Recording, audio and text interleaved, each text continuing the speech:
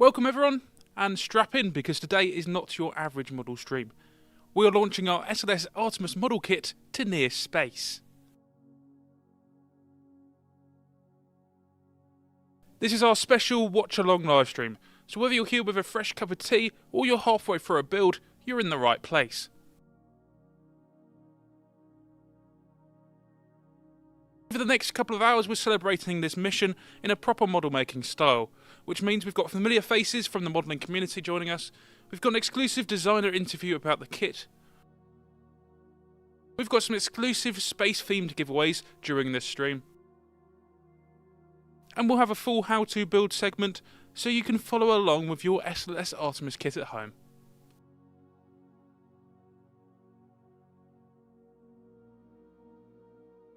While we'll give people a few minutes to join us before we head over to our US launch site, let's see who's here. Drop a hello in the chat if you can hear us loud and clear, and do let us know where you're from. We want to see how global this launch crew is today. If you've got the SLS Artemis kit already, tell us how far along your build is. Is it still on the sprues? Have you half painted it? Or is it sitting on the shelf?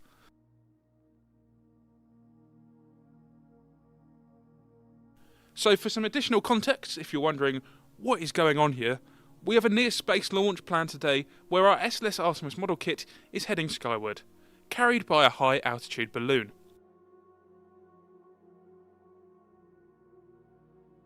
We'll be live tracking it so we know exactly where it is. We have a camera strapped to it so we can see exactly what it sees as it goes up.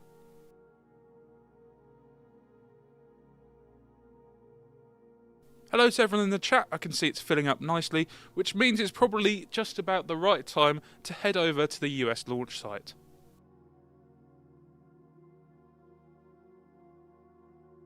They're currently making the final preparations to the launch site. They've got the payload, they've got the balloon, they've got the tracking gear, and hopefully they've got the right weather.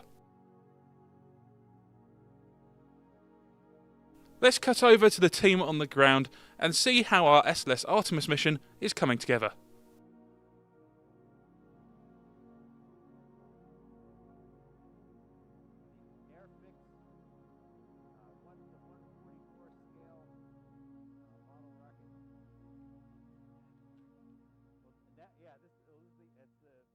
Artemis is NASA's project to go back to the moon. We're going to beat NASA. NASA is getting, their window opens up on February 6th, and here we are on Saturday, January 31st. So we're beating them by a full week, and they could get delayed more. We could get delayed more. Hopefully not.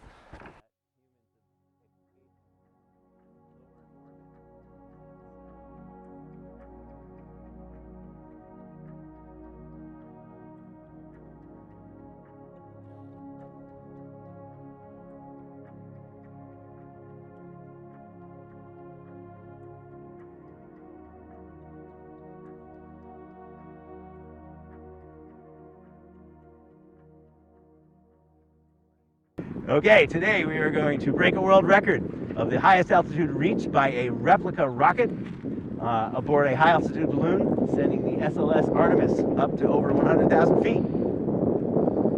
Here we go.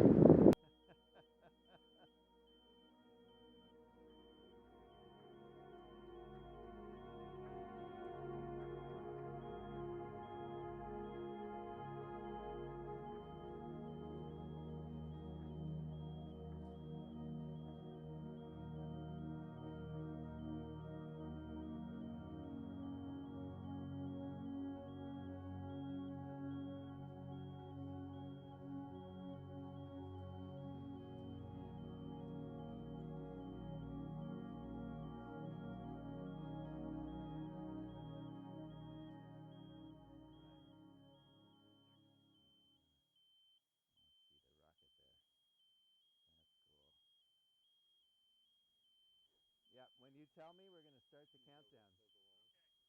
Who do you want to have? Should I release it, or we have? No, I'll get out of the shot. Okay. Yeah, we're good. We'll let you release it. So yeah, put your two fingers right there. Yep. Hand away.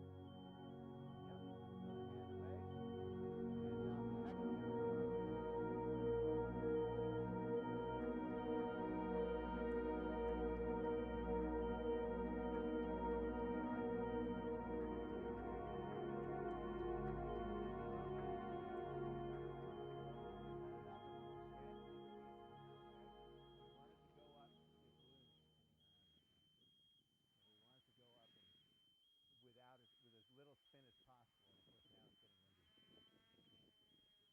Tell me when I can start the countdown.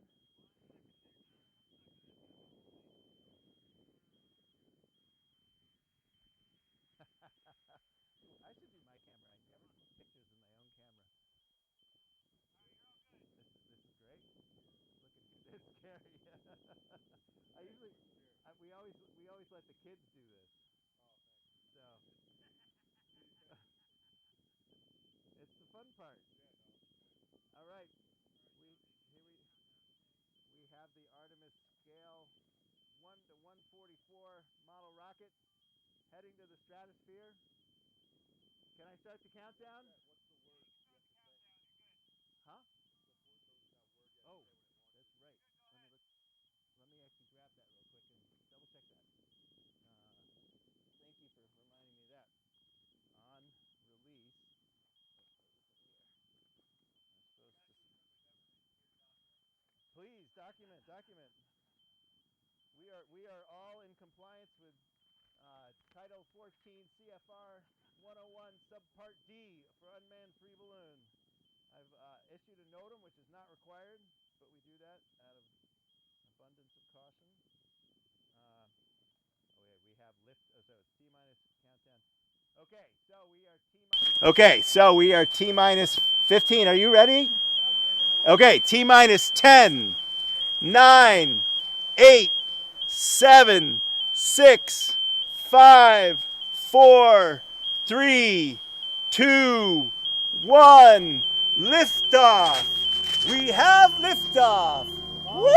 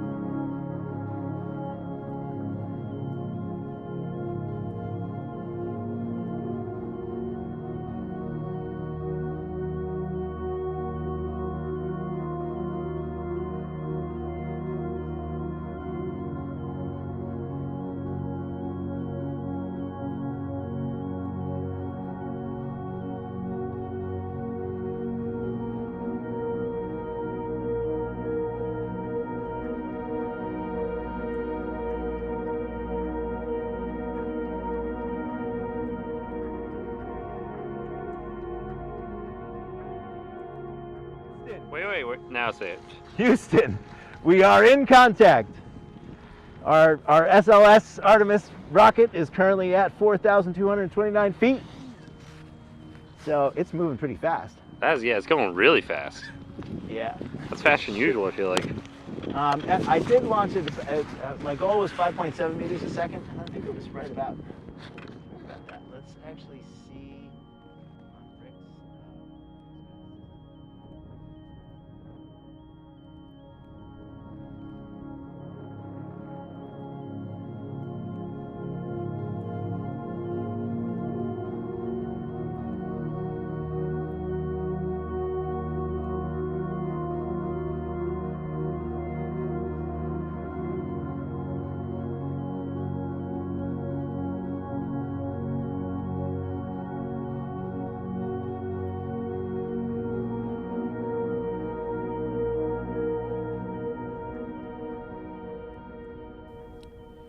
Now, while our SLS Artemis model is busy racking up frequent flyer miles above the planet, it feels only right we bring things back down to Earth with something very exciting for all of you watching.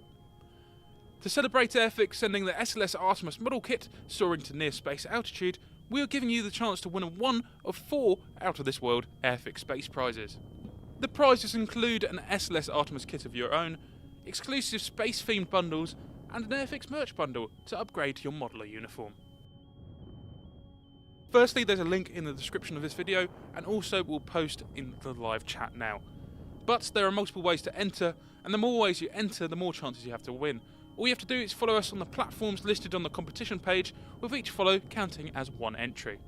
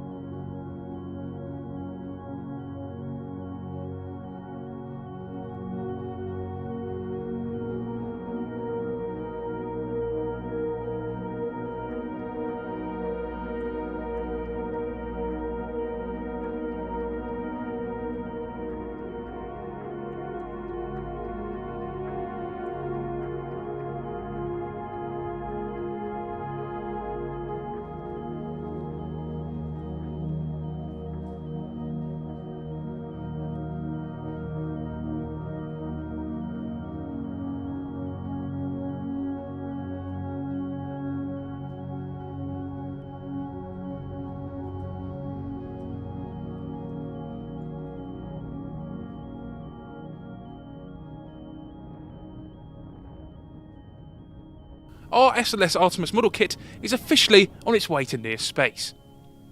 And don't worry, you're not going to miss a thing, we'll still keep up a live feed of the launch as it goes up. But whilst our brave little payload is busy climbing into the stratosphere, this is the perfect time to bring things back down to the workbench. Let's take a look at how you would build our SLS Artemis kit at home, step by step, so you can follow along and create your own launch ready model. Today we're going to build the Airfix SLS Artemis gift set together. First we start with the two large tube halves. Before anything meets glue, we clean the sprue tabs along the edges. A clean edge means the tube closes without gaps, so we take a moment to get that right.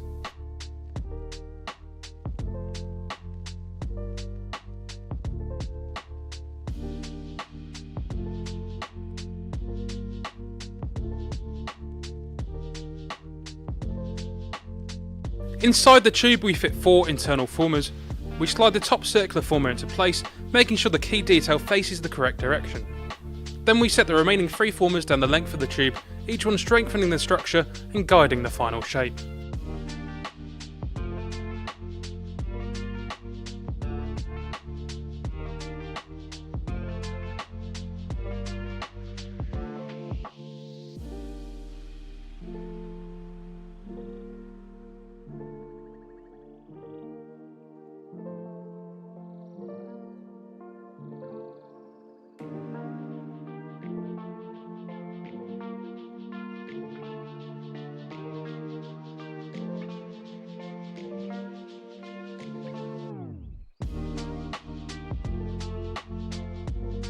Once everything sits square, we can now join the 2 halves.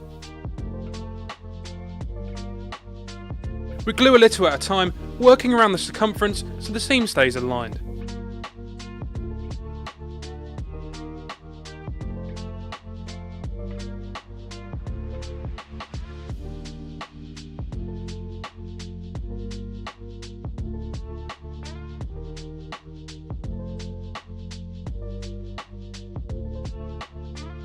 We clamp the tube gently and check the seams as it sets. This is the backbone of the rocket, so we let it dry fully.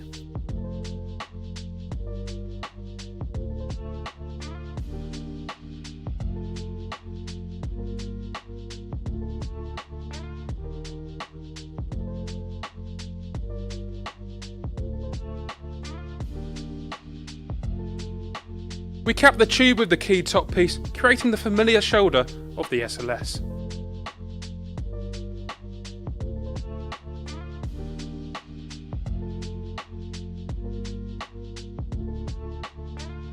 We then prime everything in white. The white primer gives the orange colour its richness and consistency, so we take our time ensuring full coverage. Now we can paint the darker orange that defines the real rocket's cryogenic tank. Once the shade is even, we seal it with a satin lacquer to protect the paint during later handling. We can assemble the engine base. This is 2 halves together, followed by the 2 lower sections and the 4 internal nozzle caps. Each piece slots into place with intention.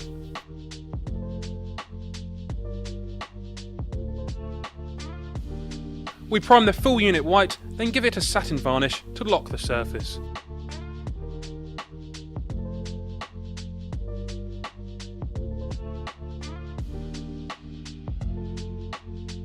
We have the decals for the panel markings, settling them into the moulded detail. Then we mask and paint the orange connection points that will join the engine section to the main tank.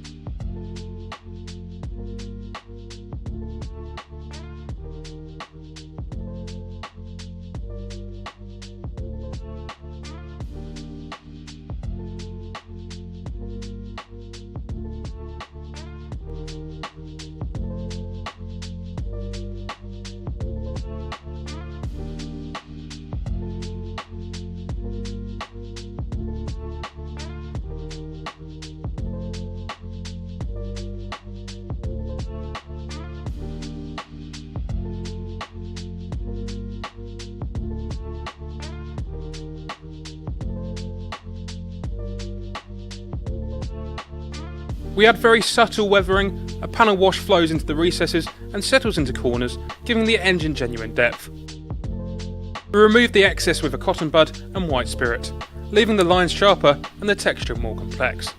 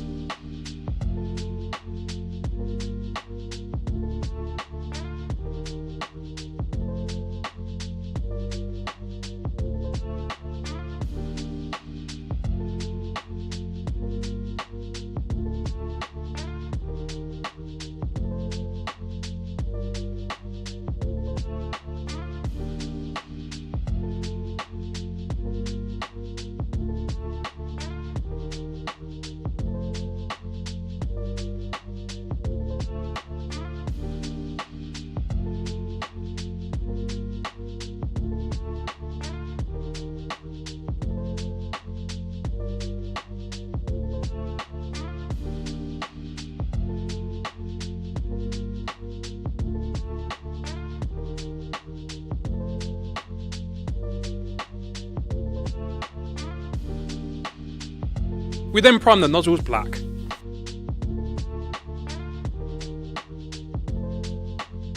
And then we take graphite from an ordinary pencil and burnish it onto the raised details. The black becomes metallic and textured, giving the nozzles the right mix of sheen and restraint.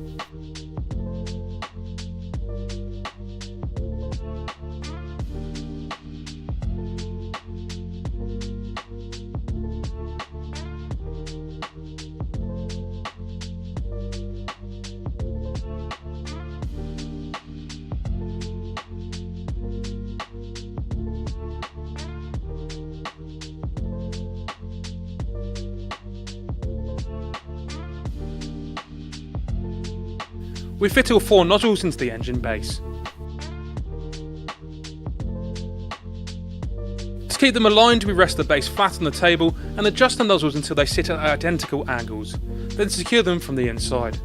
This creates a unified, authentic engine cluster.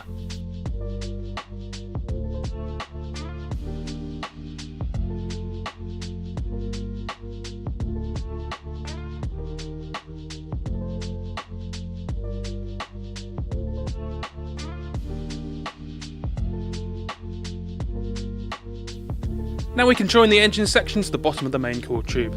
Once secured, we refine the surface.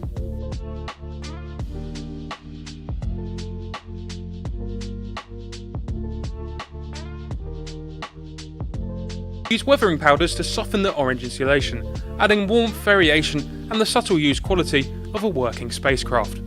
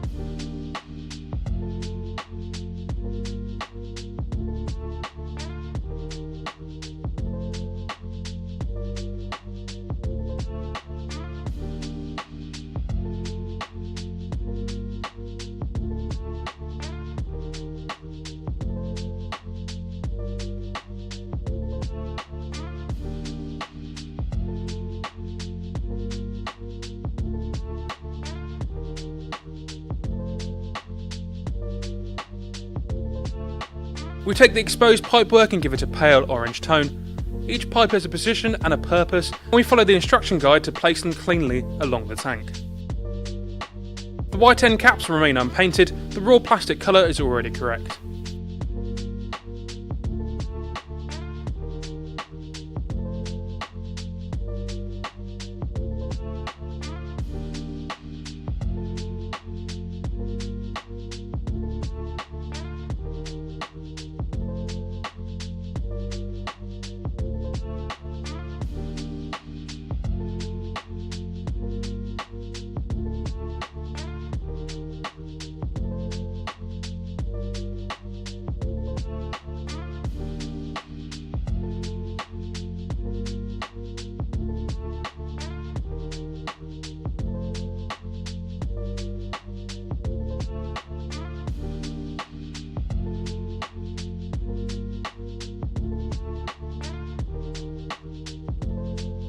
Next we can bring in the railings. We paint them on the sprue first so they're easier to handle. Once dry we remove them and attach them up the length of the core stage. Each one locks into a precise mounting point, adding real structural flavour to the build.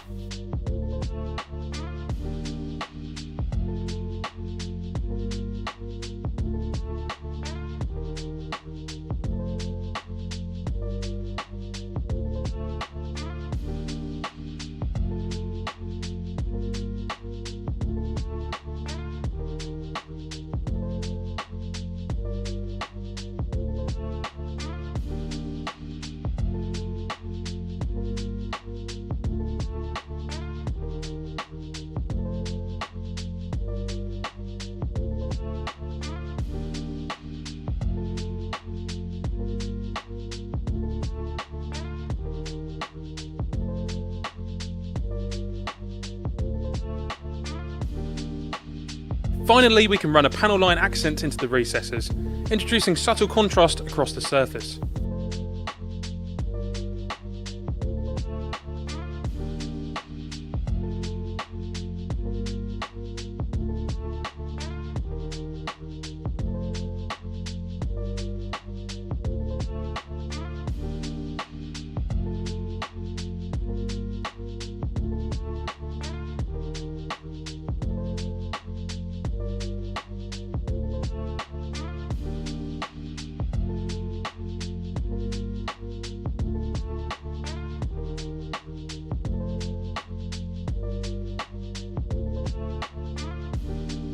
Each booster begins with an internal bulkhead. We match the alignment marks carefully, then close the halves around it. This gives us two smooth, cylindrical booster bodies.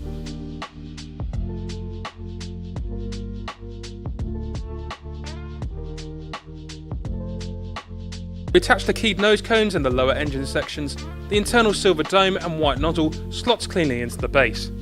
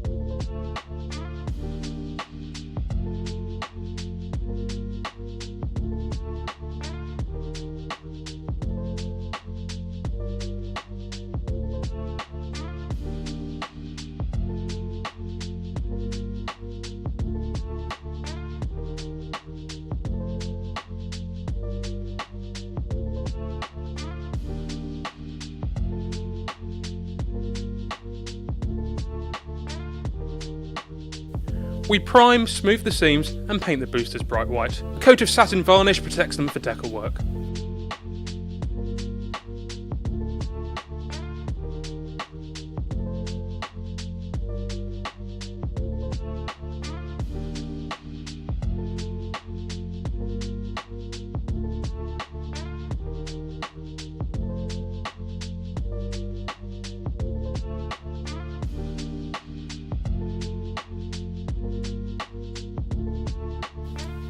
We have the small brackets, vents and attachment points, giving the boosters their distinctive stepped geometry. Each decal is placed with intention. Booster 1 and Booster 2 differ slightly, so we pay attention to their orientation. The stripes and markings transform the boosters into the recognisable SLS hardware. We fit the final nozzles at the base, completing the assembly. We assemble the structural rings from parts A, B and C, matching each to its numbered notch. Then we construct the smaller internal ring using A, B, C and D.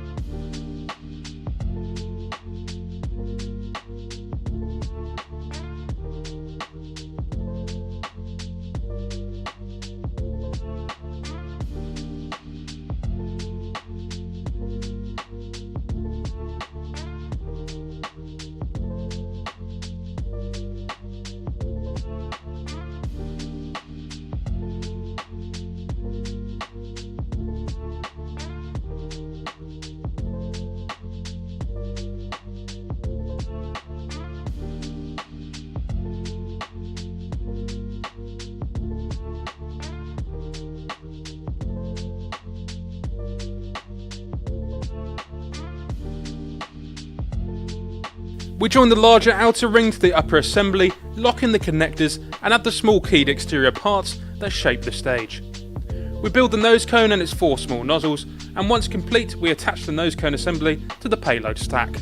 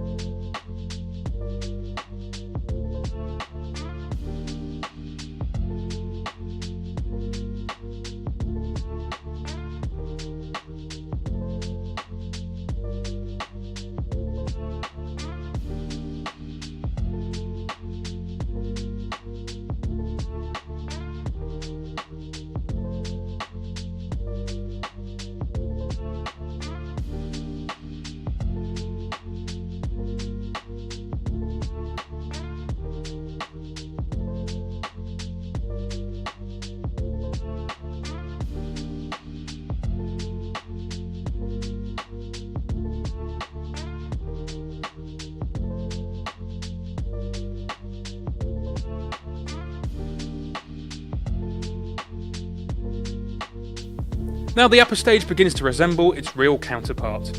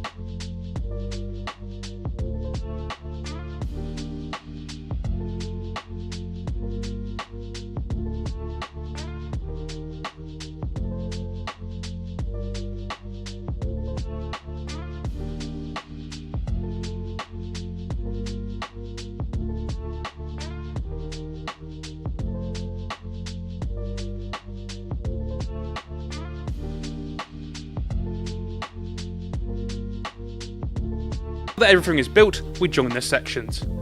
We mount the 2 boosters onto the sides of the core stage, attaching each one to its brackets. We place the payload section on top, completing the SLS silhouette. That's the full build of the Airfix SLS Artemis gift set, from the core tank to the boosters and payload module. If you've followed along, you should now have a detailed, realistic Artemis rocket ready for display.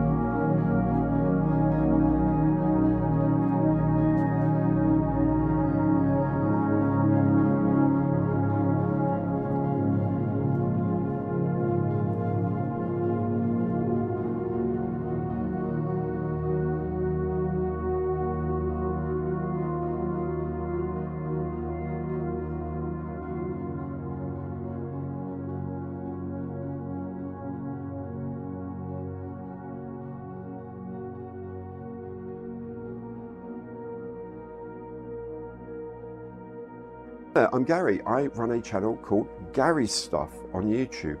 Now, I've been asked by Airfix to nominate a kit that I would like to see sent into space. And for me, it would have to be the Apollo lunar landing kit. It's currently coming back into the range as the One Small Step set. For me, it would have to be one of the originals back in 1970, the very first space kit I made. Now, I'm old enough to remember the Apollo moon landings as they happened. I remember being woken up at 3 in the morning to watch Apollo 11 and Neil Armstrong's famously stepping onto the moon for the first time. First time a human being had stepped onto the surface of another planetary body outside of the Earth. It was so exciting. wave of enthusiasm was absolutely infectious, and it was all anyone was talking about for some years after that. I watched every Apollo moon landing after that, all the way through to Apollo 17. I watched as Gene Cernan took the last step off of the moon that humans have made up until hopefully in a few years' time. And it just fired in me a love of everything to do with space and aerospace, and eventually it led to me studying science and becoming a liaison between my company and NASA and European Space Agency and Roscosmos and people like this, these agencies around the world. And it meant I got to go and travel to see Houston, and I got to travel to JPL in Pasadena where they make space probes.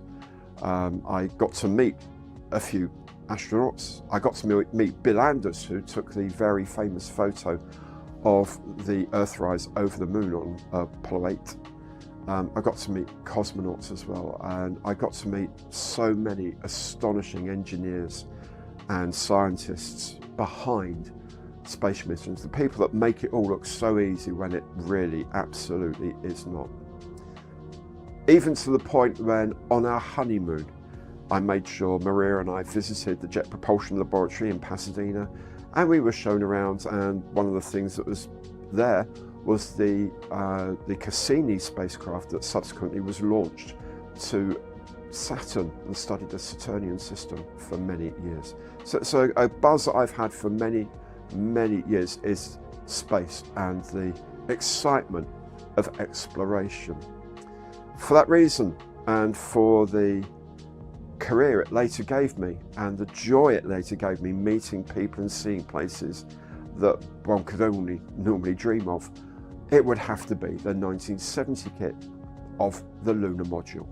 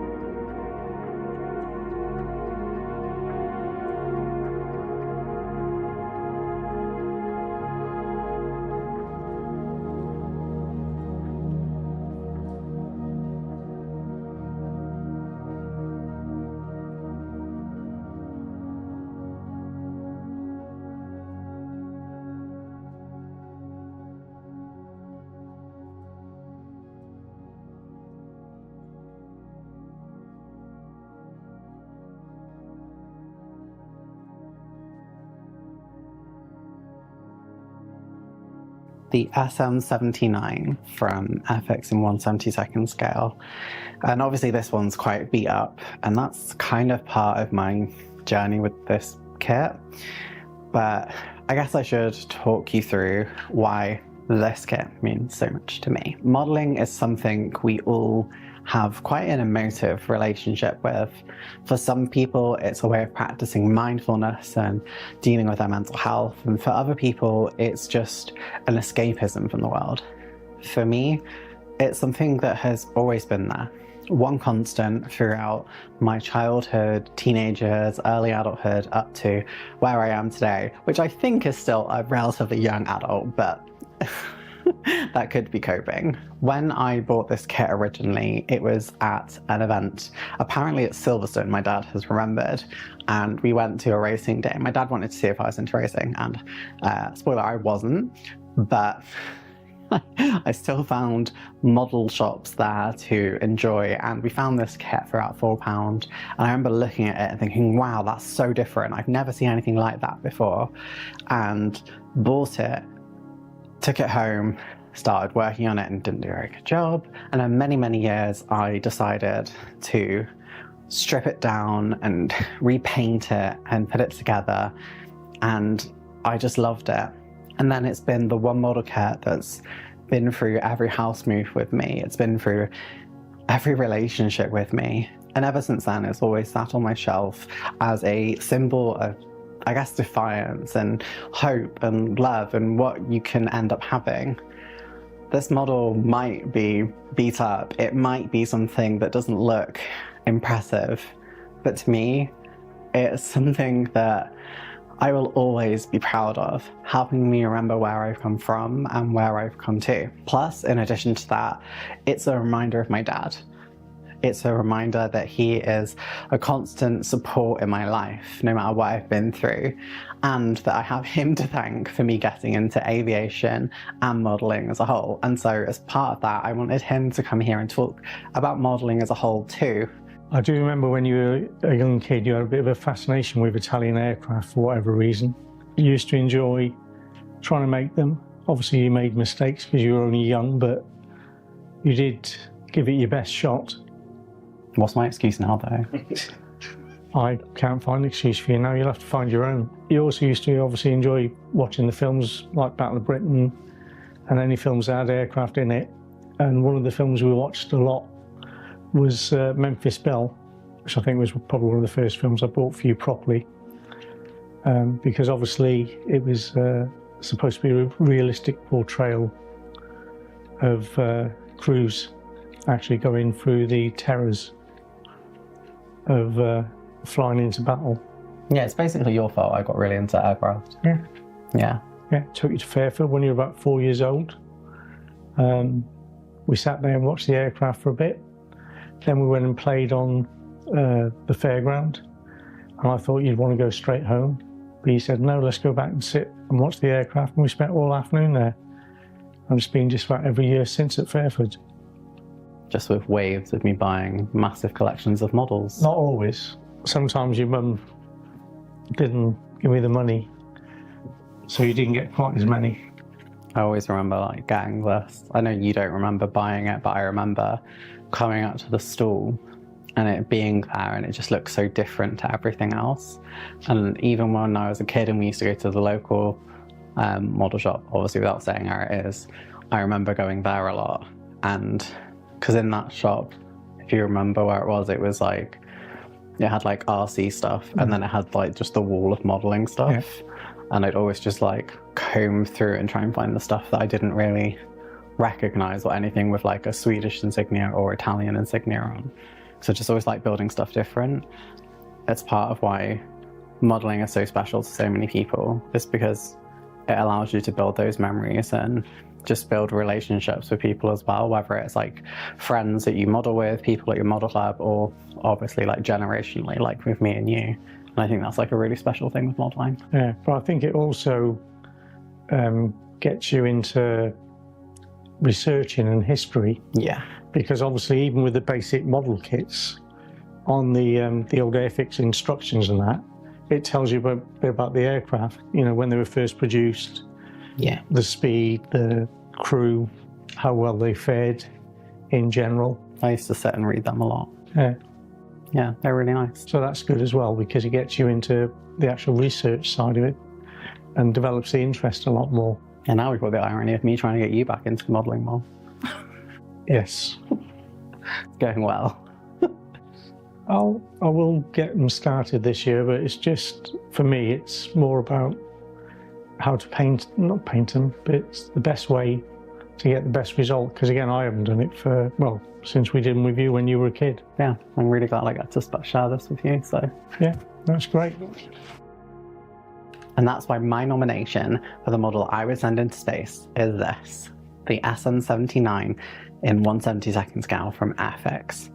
And it may not be the prettiest, though the plane is. It's not the prettiest model necessarily. It's not the most modern tooling, but I would send it up there with the message of defiance, hope, and love.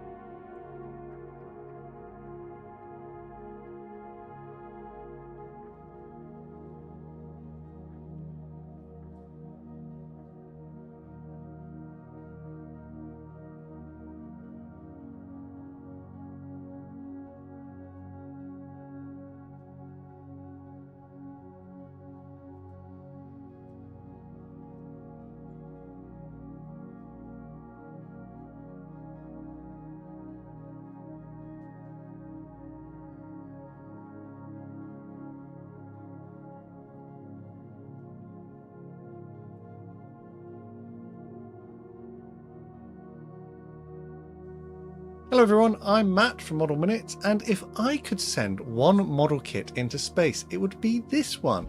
This is the Airfix Orca Hurricane Mark 1/2B, and the reason why I've picked this one is because this was actually the first model kit I ever built. Of course, this is another version of it, still sealed, which I'll probably do at some point again in the future, just to see if it's as good as I remember or lives up to that sort of nostalgia. But this is where my passion for scale modelling really kicked off.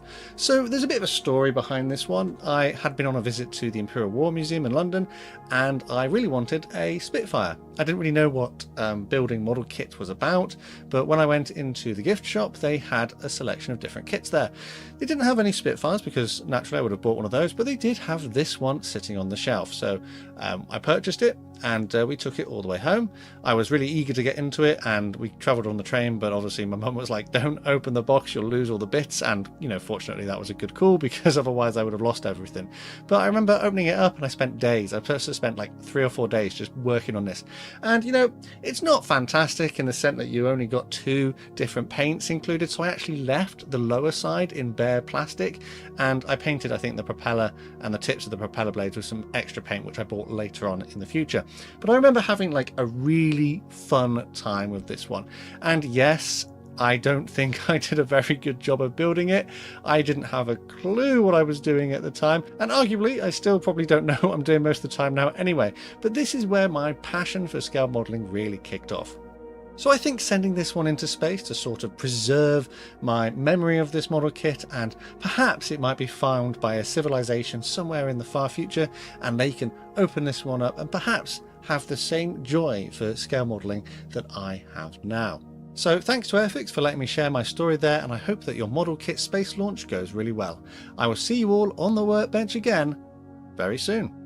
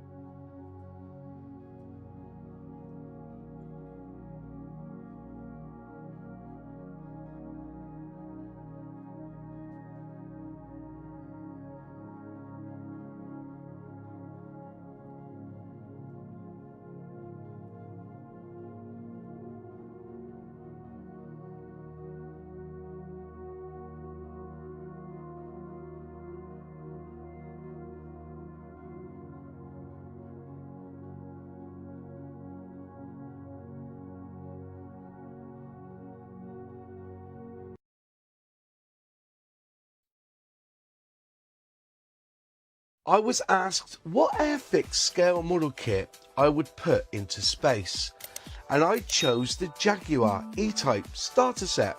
And if you think this is just some plastic toy for kids with sticky fingers, you're wrong. This is basically Enzo Ferrari's worst nightmare captured in 1/43rd scale, and it's brilliant for reasons that even an alien with a forehead so big that he could light a cigarette in a thunderstorm would appreciate. But what is special about an E-Type Jag? The Jaguar E-Type isn't just the best car Britain ever made, it's the best thing Britain ever made, full stop. 72,000 produced, 50,000 more than the Spitfire, more important than warm beer, and outstandingly sexier than anything that's come out of this damp little island since. Let's picture the scene. 1961. The swinging 60s haven't even swung yet, and Jaguar drops this low, long, slinky missile onto the world. Enzo Ferrari takes one look and calls it the most beautiful car ever made. The man who built Ferraris for a living looked at a British car and basically said, the English have gone and done it. And if that doesn't make you stand up straighter and adjust your trousers, you're probably a Martian. And the performance, 265 horsepower from that silky straight six, 150 mile per hour, whilst most people were still pootling about in a Morris Minor at 70 thinking that they'd won the lottery. 0 to 60 in under 7 seconds. Disc brakes all round, independent suspension front and rear, rack and pinion steering. For £2,000, 2,000 quid, you could buy something faster than anything Ferrari or Aston were flogging at twice the price. It wasn't just a car, it was daylight robbery in aluminium and leather. Celebrities like Frank Sinatra, Steve McQueen and Charlton Heston all owned one. In fact, the majority were left-hand drive as they were exported to the States. Now yes, it's had its little niggles. The early ones had flat floors that turned your knees into pate.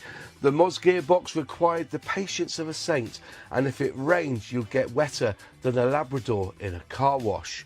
But that's the point. It's British. It's not some soulless, perfect Japanese appliance. It's flawed in the most glorious, characterful way, like a beautiful woman who occasionally sets fire to your trousers. You forgive it because when you fire it up and that exhaust starts barking and you floor it down an empty B road with the roof down, you feel like a god in tweed. It's the noise, the smell of hot oil and castrol, the way the long bonnet stretches out in front of you like it's trying to seduce the horizon. It is the greatest car of the 20th century, and if we're being honest, nothing since has come close to touching it for sheer unadulterated joy. So the next time some bearded hipster tells you the best British car is a Mini or a Land Rover Defender or a chuffing modern Bentley, just point them at the E-Type Series 1 Roadster in British racing green, like the blue touch paper, and stand well back. Because that, boys and girls, is not a car. That's Britain at its absolute magnificent, slightly bonkers best, and nothing will ever beat it. And the fact it's called a Jag. Now, I have built 3 of these scale models in British racing green, obviously, because anything else is just wrong. But for me, it's one of those kits that when I'm feeling a little lackluster and just struggling with stuff, it's simply a kit just to build. When I build a model, it comes with emotion. When I choose a kit to build, I get attached to the history, how it persevered in its time, what its use was even, and the fact I am creating a small version of something that left its mark in the world. And if you build this Jag, you end up with something that looks like a tiny piece of 1960s automotive history sitting on your shelf, reminding you that cars used to have soul instead of touchscreens in lane keep assist. And it would make any extraterrestrial look at their own flying saucer and want it designed by a Brit. And if that isn't something to film a little video about, then why are we bothered about getting back to the moon and beyond?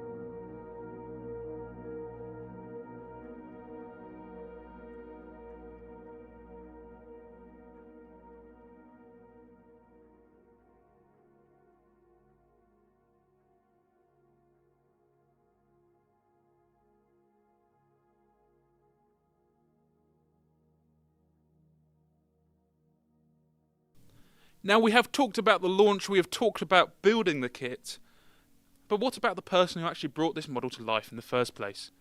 We sat down with the designer of the SLS Artemis kit's Pramjet to get his thoughts on a pretty surreal moment. The kit he helped create is currently heading towards the edge of space.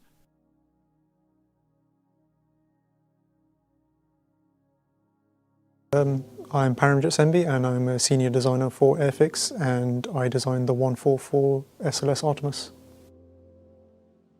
Yeah, definitely. I mean, it was obviously completely different. It was a lot more simple in shape, but then introduced its own struggles and challenges in the kit. But no, it was definitely a cool project, and something I'm glad I was a part of. I think the detail is quite simple, but it's just almost something like you have an SLS Artemis in kit form, and it goes together fairly well, I hope. That modelers like it as well. And then obviously you've got the upper stage that can be detached as well. It was also trying to make it simple, but not too simple, and then obviously not overcomplicate it. It was the main struggle was actually trying to find the right balance.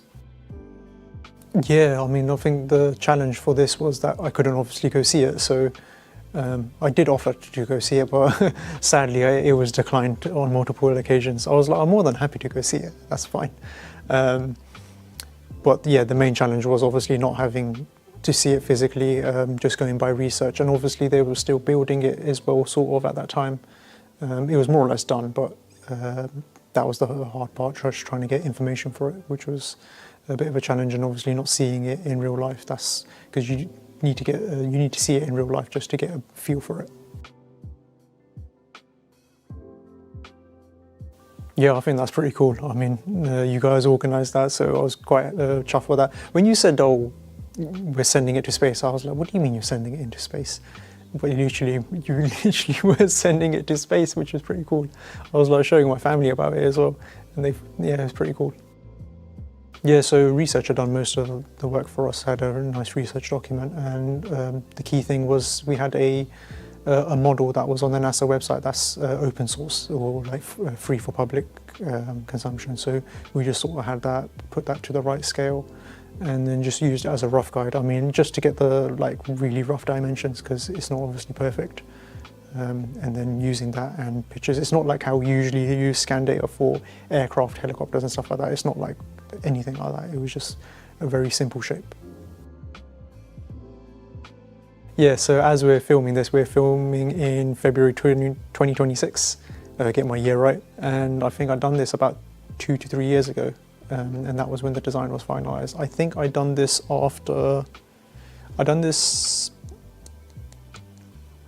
around Jaguar time. I think it was before Jaguar or after Jaguar.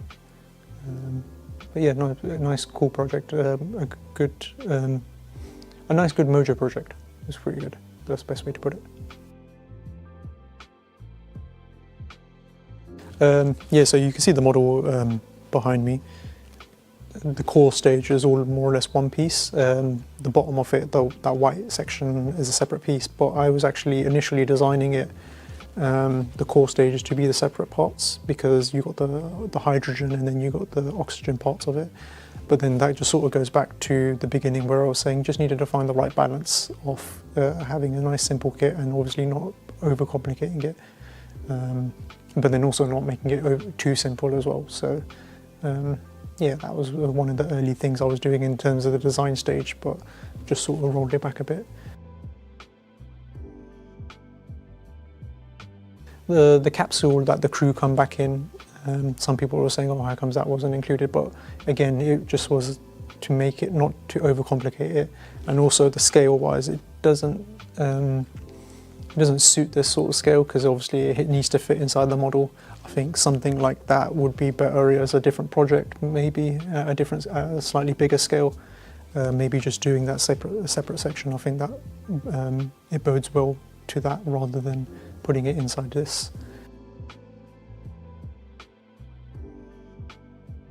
The framework on the upper stage was actually quite a complicated thing to do, trying to get that all right, and obviously there were some things that I needed to leave out just due to the fact of like cost and moldability of some parts. But no, I was quite happy with it, and working out that rotation for the upper stage. I was in two minds about how to do that and whether I should do it or not. But again, I just wanted to give the modeler the choice, because you can just build it without it, or do it and then glue that section on, or you can just sort of rotate it and then take it off, and then you've got another separate part of the model.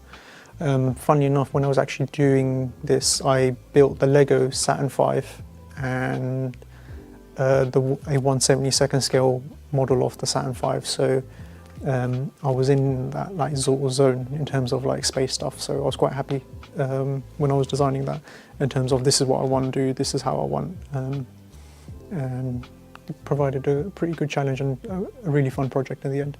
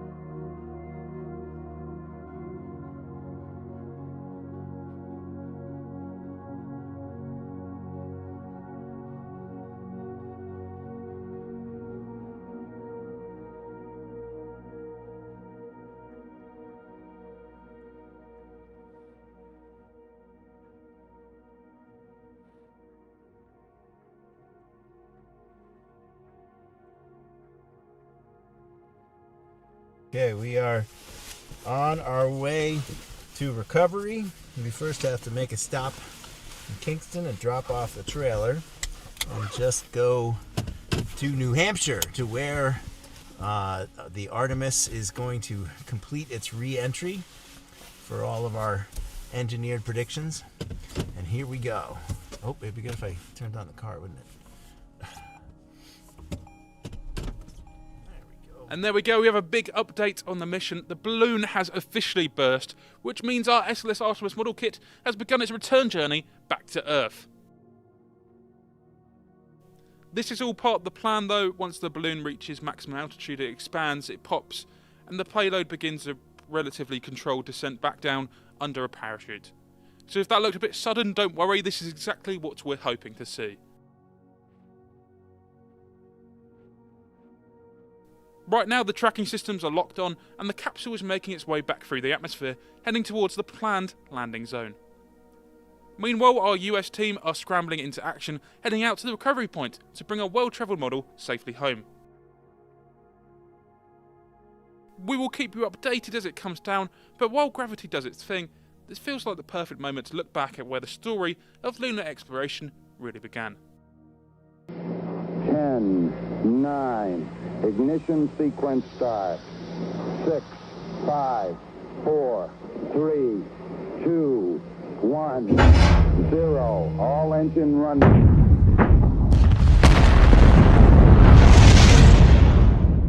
The Saturn V was the most powerful rocket ever built, the machine that carried humanity to the moon and beyond.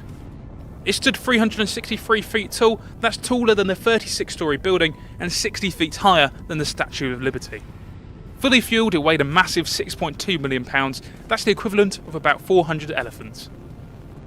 At liftoff, its 5 F1 engines produced 7.6 million pounds of thrust, generating more power than 85 Hoover dams combined. A car that gets 30 miles to the gallon could drive around the Earth 800 times with the fuel used for a single Saturn V lunar mission. This immense rocket could place 130 tons into Earth orbit, or 50 tons around the way to 4 school buses on a trajectory to the moon. The Saturn V was developed at NASA's Marshall Space Flight Center in Huntsville, Alabama. It was the largest of the Saturn family of rockets, following the smaller Saturn I and Saturn 1B, which had been used for missions into Earth orbit.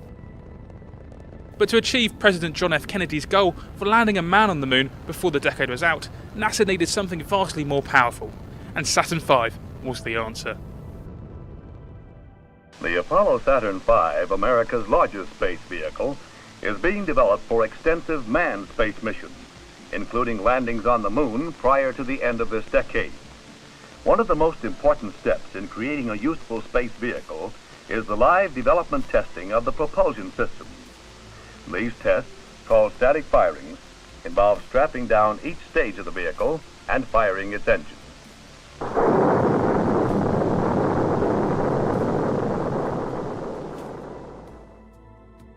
Its design was groundbreaking. The rocket had 3 stages, each of which burned through its fuel before detaching. The first stage, fitted with 5 enormous F1 engines, lifted the fully loaded rocket to an altitude of about 40 miles before falling into the ocean. The second stage's 5 J2 engines took over, carrying the vehicle close to orbital speed before dropping away as well. Finally, the third stage placed the Apollo spacecraft into Earth orbit and then fired again to send it on its way to the moon. Depending on the mission, the final stage either remained in orbit, re-entered Earth's atmosphere, or was intentionally crashed into the moon so that seismometers left by astronauts could measure the shockwaves. The Apollo Saturn V consists of 3 booster stages and 3 spacecraft stages. The primary booster stage is the S1C. The upper stages are the S2 and the S4B. The 3 spacecraft stages include the lunar module, the propulsion module, and the command module. The first Saturn V launch took place on November 9, 1967 with Apollo 4. This was an uncrewed test flight, but unlike previous rockets, Saturn V was tested all up, with all 3 stages flown together from the start. It was a bold move, but it worked. Apollo 4 successfully demonstrated the rocket's immense power and tested the Apollo spacecraft's heat shield on a simulated return from the moon. Apollo 6 followed in 1968, another uncrewed flight to fine-tune the design. The first time astronauts climbed aboard a Saturn V was Apollo 8 in December 1968. Frank Borman, James Lovell and Bill Anders became the first humans to leave Earth orbit and circle the Moon, sending back the famous Earthrise photograph on Christmas Eve. The Saturn V had proven its worth.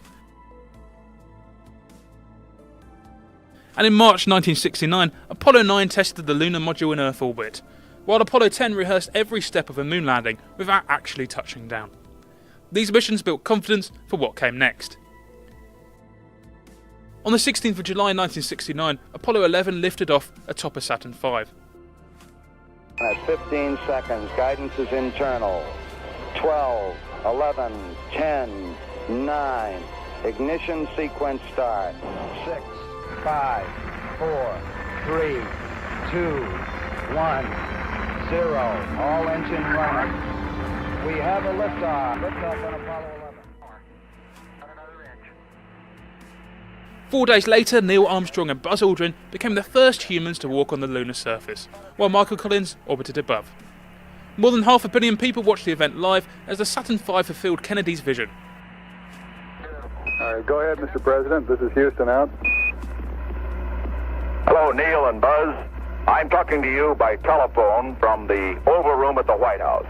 And this certainly has to be the most historic telephone call ever made. I just can't tell you how proud we all are of what you... For every American, this has to be the proudest day of our lives. And for people all over the world, I am sure they too join with Americans in recognizing what an immense feat this is. Because of what you have done, the heavens have become a part of man's world. And as you talk to us from the Sea of Tranquility, it inspires us to redouble our efforts to bring peace and tranquility to Earth. For one priceless moment in the whole history of man, all the people on this earth are truly one. One in their pride in what you have done, and one in our prayers that you will return safely to Earth. Over the next 3 years, Saturn V carried astronauts to 5 more successful lunar landings. Apollo 12 explored the ocean of storms, Apollo 14 marked Alan Shepard's return to space, Apollo 15 carried the first lunar rover, and Apollo 16 and 17 conducted extended scientific exploration. Apollo 13 also launched on the Saturn V, but an oxygen tank explosion in the spacecraft forced the crew to abort the landing. Crucially, the Saturn V performed perfectly, placing them on course for the Moon and enabling their safe return. April 13th, 1970. The mood could only be described as relaxed. Apollo 13, man's 5th lunar mission. The 3rd, scheduled to land on the Moon, continued its tranquil coast. This is the crew of Apollo 13, wishing everybody there a nice evening, and we're just about ready to close out our inspection of Aquarius and get back for a pleasant evening at Odyssey. Good night. 13, we've got one more item for you when you get a chance. We'd like it to stir up your cryo tanks. In addition, I have Shaft and Trunnion for a look at the Comet Bennett if you need it. Okay, stand by. Okay, Houston, we've had a problem here. This is Houston. Say again, please. Yes, Houston, we've had a problem. We've had a main B bus undervolt. Roger, main B undervolt. Okay, stand by at 13. We're looking at it. In total, the Saturn V flew 13 times with a perfect launch record. Its final flight came in 1973 when it placed Skylab, America's first space station, into Earth orbit. That launch used only 2 stages, but it was still a reminder of the rocket's unmatched capabilities. The Saturn V was not just a rocket. It was a symbol of engineering triumph. Its thunderous launches shook the ground for miles around, and its exhaust plumes created some of the loudest sounds ever produced by humans. Yet it was also incredibly reliable, never failing in flight. The rocket's legacy continues today, and it remains the most powerful rocket ever flown successfully, inspiring modern heavy lift vehicles like NASA's Space Launch System and SpaceX Starship.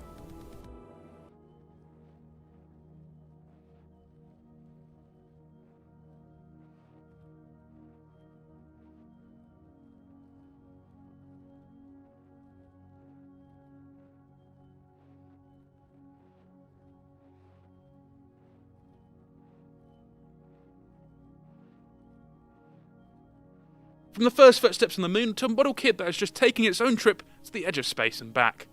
And speaking of coming back, right now our SLS Artemis payload is descending towards the landing zone. Our US team are on a mission of their own. While we've been enjoying a bit of space history, they've been out in the field tracking the signal and heading to the predicted touchdown point.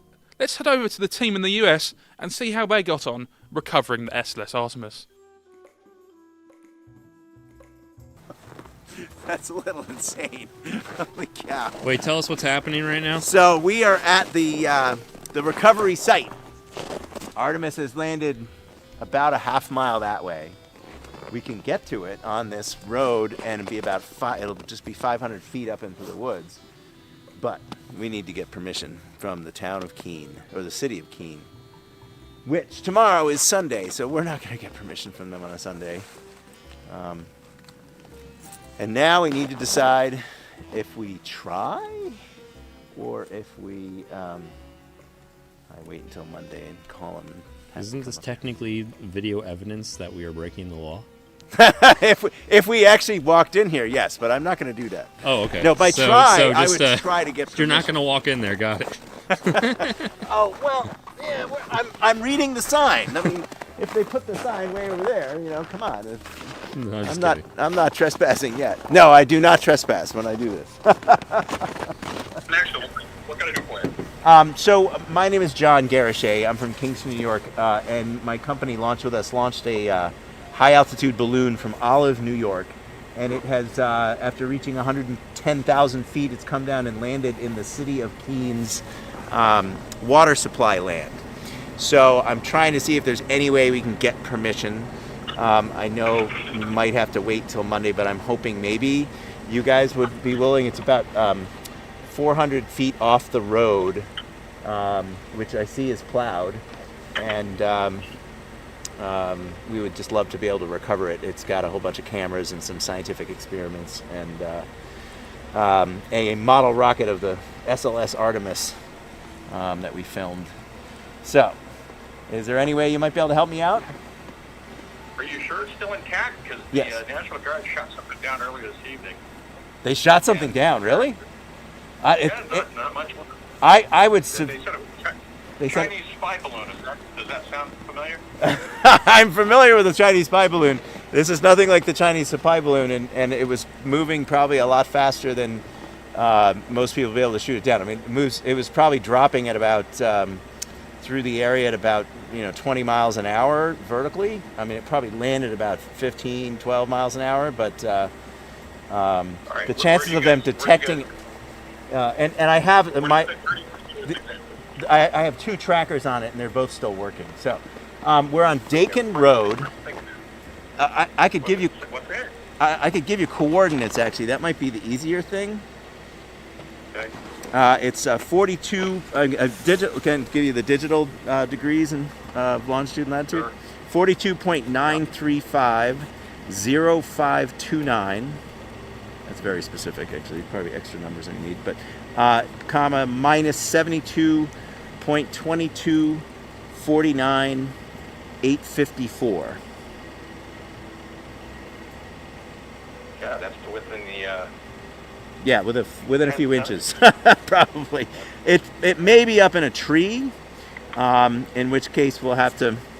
We won't try to get it tonight. But if it's just, it may be. It often does come through trees, and I do a lot of these types of launches, and so we typically land in the woods like this. What is this thing going to look like, and how big is that package?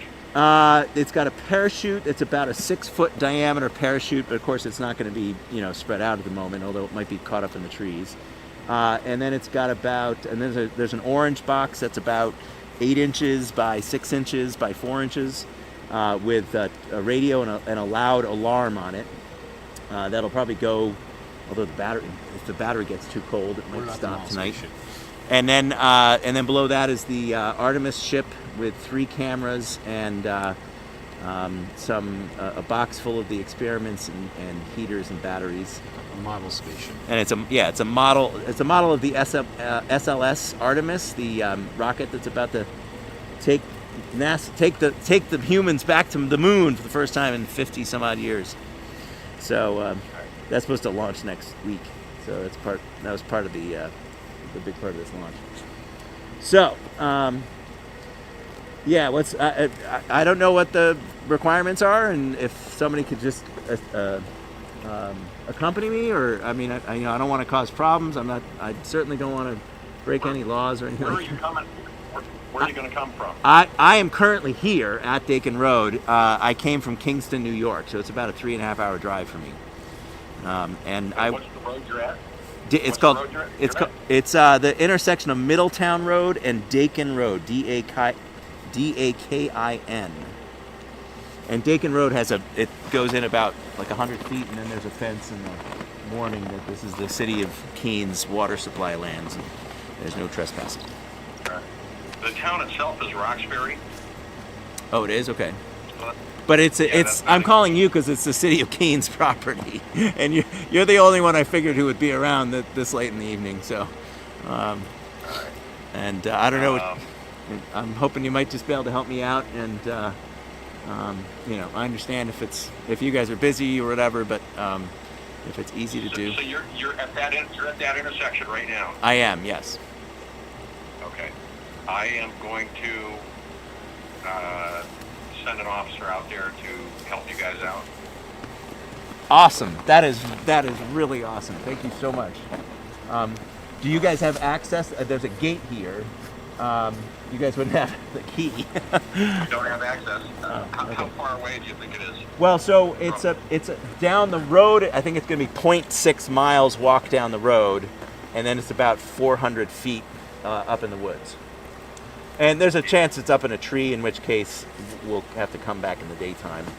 And I'll plan on coming back, get the permission, and find out who has a key and see if they can accompany me. But if we can get it tonight, because there's a good chance that it's on the ground, and we would love to be able to get it tonight. All right.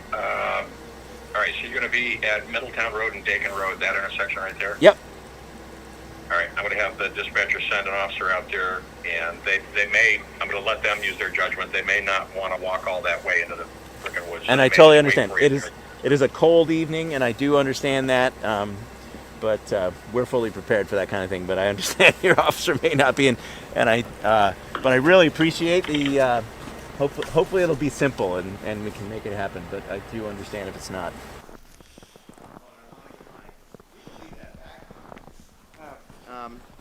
Give me I want to pull the flashlight out of that. See what we can.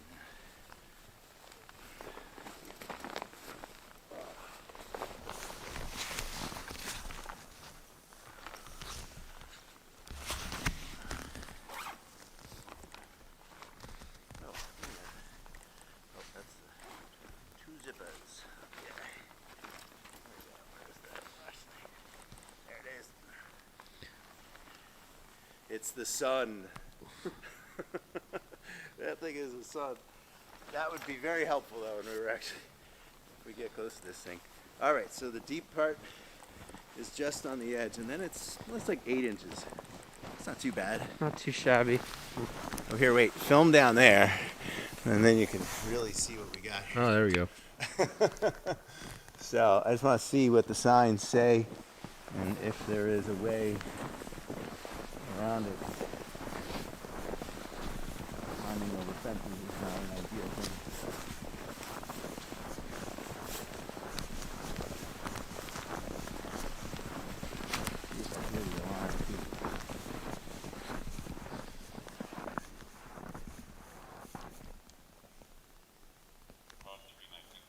Are you trying to hear it? That's okay. Yeah. Okay. It's all right, Tyler. I don't hear anything though. Trying to hear it. Got my bionic ears, but they're not picking anything up. All right.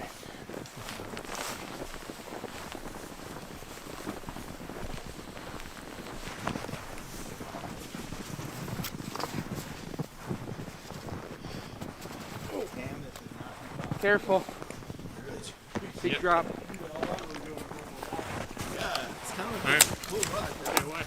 Watch it. This is there's a big branch right here, and a big drop right there.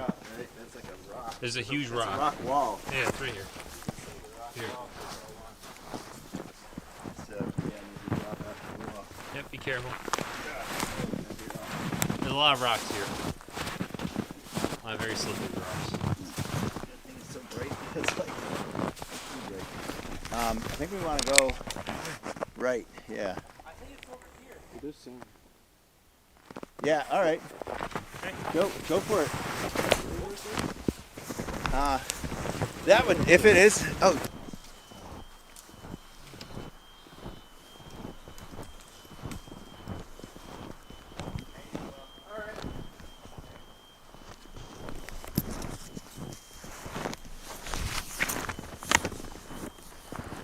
There's a lot of branches right there. They're like up high. Just make sure not to trip.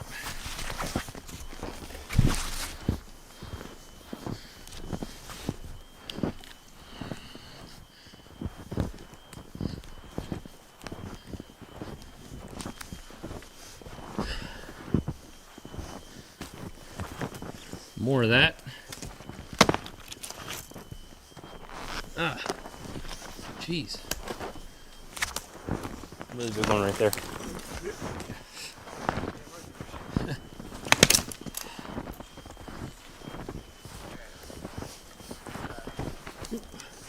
Big ones here again. There you go.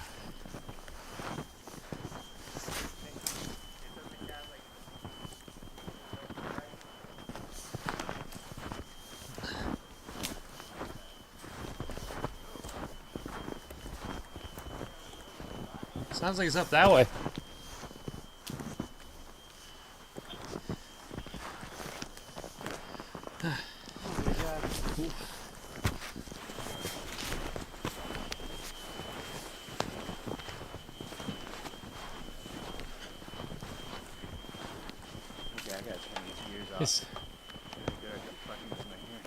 It's this way. It's this way or up?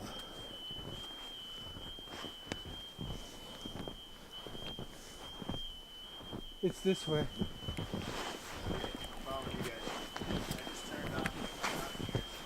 What was that? What? That was not him. He just broke a branch.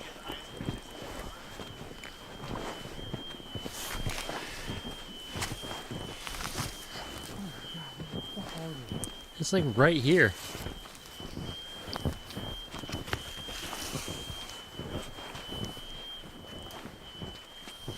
What?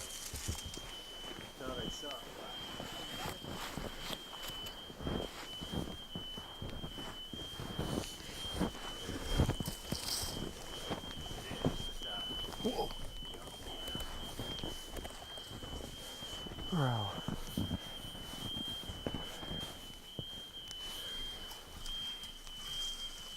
It's someone right over here. Yep. I think your alarm scared the animal. Yeah, we're so close. It's right here. Yeah, it's starting to sound low to me. It is starting to sound low. Wait, could it be on the ground?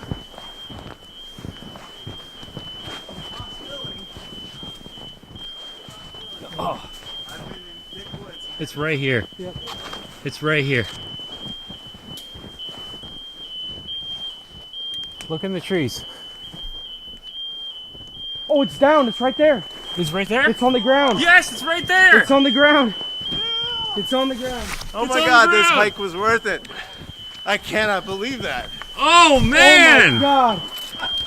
It's actually on the ground. It's all together. It's the whole thing is there. That is so awesome. All right, I'm putting these down. You don't need Don't that. let me forget those. All right. I think it's on the way out. Oh, whoa! That is amazing. Yeah. It made it. The rocket hole. The rocket. No. The rocket is not there. No, it is there. Where is it? The rocket's right here. It's in the snow. You're right. It is. Wait, turn that flashlight down. Hey, wait. Sorry. Let me just shut this off. Oh my God, we actually found it on the ground. After all that. You want to turn the flashlight off? Yeah. There's the rocket. There's the rocket. Somebody's flashlight is making a lot of weird things on here. Oh wait. Oh my god. The top, the crew cabin's gone. The only thing that made it is the boosters. Well, the payload has officially been retrieved. Our SLS Artemis model kit has completed its journey to near space and back again. From a workbench to the stratosphere, and now probably back to a workbench.